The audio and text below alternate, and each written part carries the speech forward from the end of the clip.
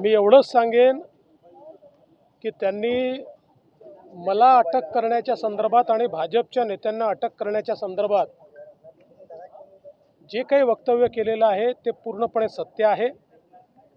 याचा सगळा प्रयत्न झाला। त्यांनी तर एकच इन्सिडेंट सांगितलं, असे 4 इन्सिडेंसेस आहेत की ज्याच्यामध्ये खोट्या केसेस करून मला कशी अटक करता येईल याचं षडयंत्र झालं।